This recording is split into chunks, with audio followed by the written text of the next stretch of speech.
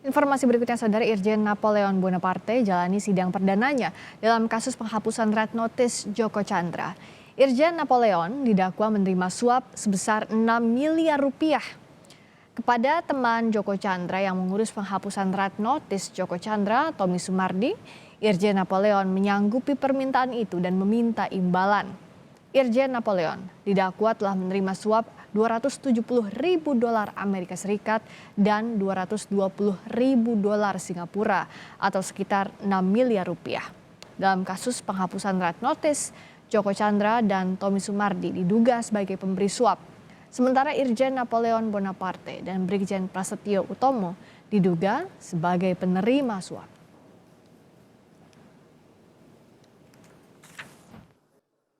Yaitu terdakwa Irjen Pol Dr. Andes Napoleon Bonaparte MSI menerima uang sejumlah 200 ribu dolar Singapura dan sejumlah 270 ribu dolar Amerika Serikat, dan Brigjen Pol Prasetyo Utomo SIK MSI menerima uang sejumlah 150 ribu dolar Amerika dari Joko Sugiarto Chandra melalui Haji Tommy Sumardi dengan maksud supaya pegawai negeri atau penyelenggara negara tersebut berbuat atau tidak berbuat sesuatu dalam jabatannya, yaitu supaya terdakwa Irjen Pol Dr. Andes Napoleon Bonaparte dan Brigjen Pol Prasetyo Utomo menghapus nama Joko Sugiarto Chandra dari daftar pencarian orang atau DPO yang dicatatkan di Direktorat Jenderal Imigrasi.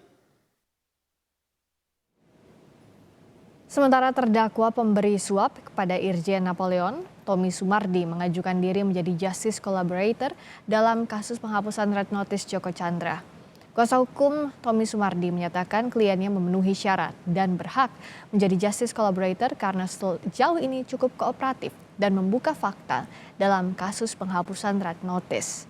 Dalam dakwaan jaksa, pengusaha Tommy Sumardi diduga membantu mengurus status buron Joko Chandra dengan memberikan uang suap kepada 2 petinggi Polri. Lebih lengkap soal sidang kasus penghapusan Red Notice Joko Chandra akan disampaikan oleh jurnalis Kompas TV Diana Valencia dari Pengadilan Tipikor Jakarta. Selamat petang, Diana. Apa saja fakta baru yang terungkap dalam sidang kasus penghapusan Red Notice Joko Chandra hari ini, Diana?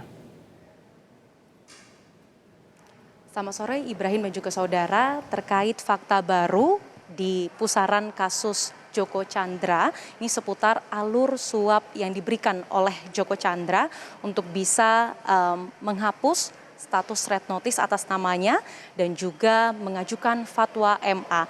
Jadi memang sebenarnya pusaran kasus Joko Chandra ini terbagi menjadi 2 klaster kasus besar.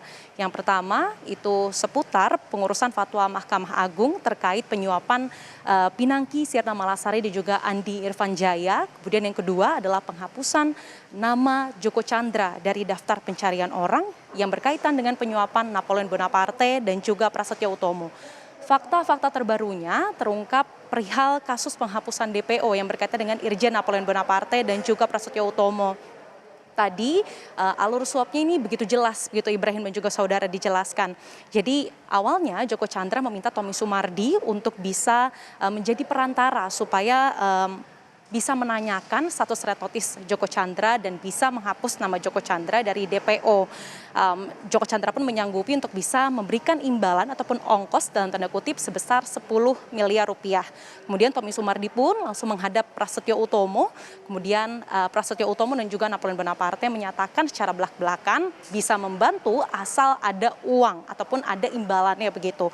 Kemudian pada April 2020, Tommy Sumardi pun membawa uang sebesar 100 ribu dolar Amerika Serikat kepada Prasetyo Utomo. Dan di situ Prasetyo Utomo meminta, maaf saya jelaskan sekali lagi bahwa uang 100 ribu dolar Amerika Serikat ini tadinya ingin diberikan kepada Napoleon Bonaparte begitu, tapi ketika dihadapkan pada Prasetyo Utomo meminta uang 100 ribu dolar Amerika Serikat itu untuk dibagi 2, sehingga 50 ribu dolar untuk Prasetyo Utomo dan juga 50 ribu dolar sisanya itu untuk Napoleon Bonaparte.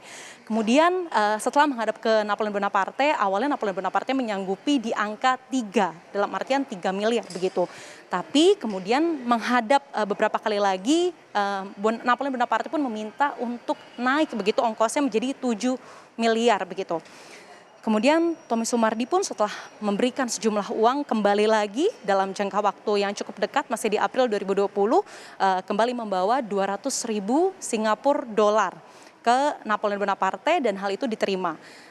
Setelah ada sejumlah uang yang diterima oleh Napoleon Bonaparte, kemudian NB ataupun Napoleon Bonaparte memerintahkan Kombes Pol Tommy Arya untuk membuat surat kepada Ditjen Imigrasi bahwa ada pembaruan data sehingga DPO yang diajukan oleh Divhub Inter dari Polri itu sudah tidak dibutuhkan. Kemudian berlanjut lagi di sekitar Mei 2020 begitu, ada uang yang kembali dibawa oleh Tommy Sumardi sebesar 150.000 US dollar ataupun dolar Amerika Serikat begitu kepada Napoleon Bonaparte. Setelah diterima, Napoleon Bonaparte pun langsung mengirim surat untuk menghapus daftar ataupun nama Djoko Chandra di daftar red notice begitu. Kemudian tidak berapa lama Djoko Chandra kembali memberikan 20.000 US dollar Amerika Serikat ke Napoleon Bonaparte sehingga totalnya sudah ada 270.000 dolar Amerika Serikat yang diberikan kepada Napoleon Bonaparte, sedangkan yang masuk ke kocek Prasetyo Utomo itu sekitar 150.000 dolar Amerika Serikat. Total uang yang diberikan Djoko Chandra kepada dua oknum di kepolisian ini, yakni Irjen Napoleon dan juga Prasetyo Utomo adalah 500.000 dolar Amerika Serikat dan juga 200.000 dolar Singapura. Kembali ke Anda, Ibrahim. Diana, apakah barang bukti soal aliran dana terhadap kepolisian ini diperlihatkan di persidangan dan bagaimana dengan 3 terdakwa lainnya? Bagaimana proses persidangannya, Diana?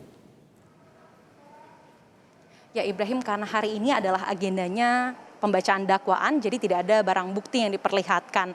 Kalau soal 3 tersangka lainnya, yakni mulai dari Napoleon Bonaparte, kemudian Tommy Sumardi dan juga Prasetyo Utomo itu sudah menjalani sidang dakwaan terlebih dahulu. Napoleon Bonaparte mengajukan eksepsi, Tommy Sumardi tidak mengajukan eksepsi, begitupun juga dengan Prasetyo Utomo, tapi Tommy Sumardi mengajukan diri sebagai justice kolaborator. Tadi sekitar pukul 4, sidang dakwaan dari Djoko Chandra juga baru selesai dan menyatakan tidak mengajukan eksepsi. Nanti pada tanggal 10, sidang dari Djoko Chandra ini akan kembali dilanjutkan. Kembali ke Anda, Ibrahim. Baik, terima kasih Diana Valencia melaporkan dari Pengadilan Tipikor Jakarta Pusat.